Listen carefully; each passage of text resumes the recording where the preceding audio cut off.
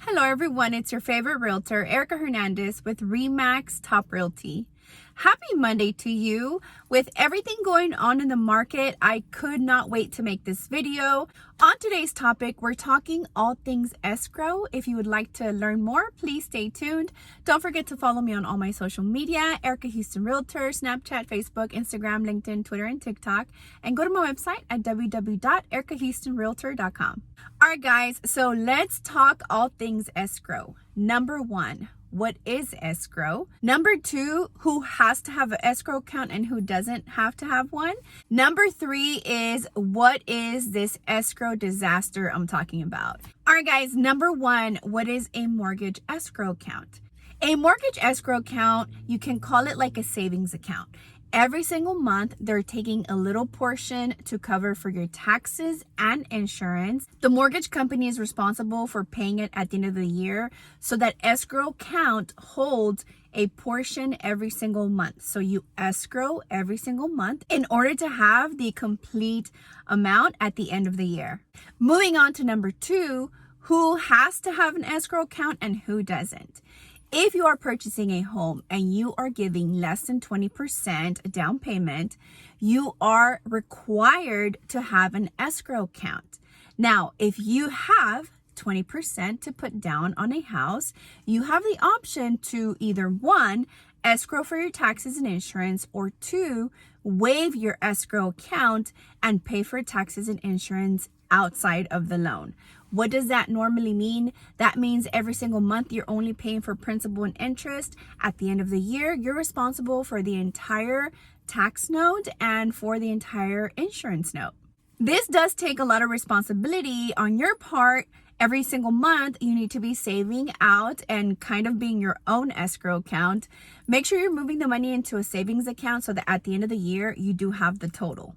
All right, and finally, number three, what am I considering an escrow disaster? All right, guys, this has happened to plenty of my clients, and I try to get ahead of it and call people ahead of time and educate you guys. Personally, I have been in an escrow situation. I'm out of it completely for so many reasons. I don't escrow anymore. If you decide to escrow when you purchase a home, that means every single month they're taking out money. Now, what is happening sometimes is at the end of the year, they realize that you put too much money in there and your taxes actually came out lower, so they'll give you a refund. Most clients get really excited because they get a refund from their banks or their lenders and they say, "Ooh, I got some money back. That's so sweet. Awesome."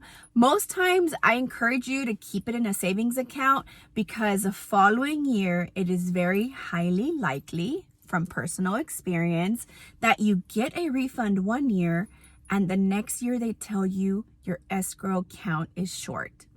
What does that mean? An escrow account being short means they didn't have enough money or did not collect throughout the year to cover the entire either tax amount or the entire insurance amount. Part two of the escrow disaster is to always be cautious.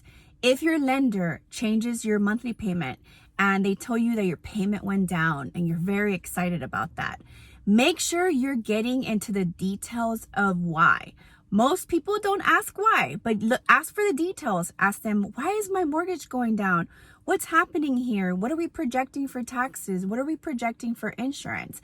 Make sure if it's going down that you're understanding it. All right, I'm throwing a real life example to you guys without saying anyone's name. I did get a phone call recently of a buyer who purchased a home and their payment monthly used to be $1,700. The year after they moved in, they changed it down to $1,500. And then the year after that, their mortgage payment was changed to $2,000. Now, I can't get into the details of exactly what happened because we're still figuring that part out. What I think happened is that they probably collected too much money, ended up refunding the client some money as well and changing their mortgage payment down. And then with the market acting so crazy, they actually realized that they were short and ended up changing their mortgage payment to make up for the previous year. So sometimes what happens is when you're short, you have two options. In some cases, they don't even give you an option. If you are short for any taxes or insurance, what they typically do is they cover whatever money you were short, and then they divide that number for the following year towards your mortgage. Let's just say you were short $1,000 at the end of the year for tax purposes, and they realized that they were short, so they ended up paying that for you, and the following year they divide that $1,000 by 12, and that's why your mortgage payment changes. The best way I would handle that is to ask them, hey, I'd rather write you a check for whatever I was short, because I don't want you really messing with my mortgage payment. I'd rather keep that payment as low as possible because that's what I budget for. So just send me what the shortage was and I can pay that cash. Most times they don't even sit there and ask. They just readjust your mortgage payment, which then causes what I call the escrow disaster. What I encourage people is that the minute that you are eligible to waive the escrow, go ahead and do it. Normally, for some lenders, as long as you have enough equity, let's say, for example, if you have 20% equity on the home, they will allow you to waive it or remove escrow and handle escrow on your own. Now, it can get messy for you as well. You just have to keep close track of what your taxes are, what your insurance is, so that you don't end up making the disaster yourself.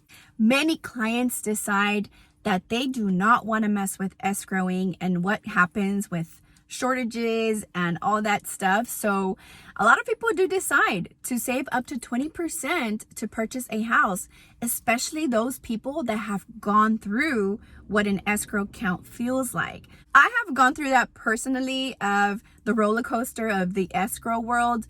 1 year we're short, 1 year we owe them, the monthly payment changes by a whole lot, the monthly payment goes down like unexpectedly.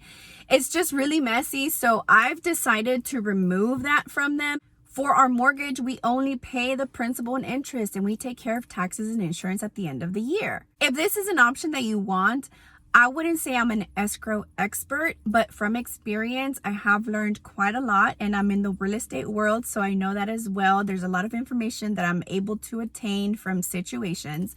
So feel free to call me and let's talk about it. Appraisal values went up here in 2022, and I know a lot of people are going to be in this escrow disaster situation. So get ahead of it. Call me, let's talk about it. Let's make sure that the lenders are not doing whatever they want to do, and make sure that they're giving you those options of different ways to cover for shortages or things like that. All right, guys, I gotta go. I have an appointment to go to, but I do appreciate all the support. If you're here, hit the like button, subscribe to my channel, hit the notification bell, leave me a comment what else you want me to talk about, and I can't wait to see you guys next week. Thank you so much for watching.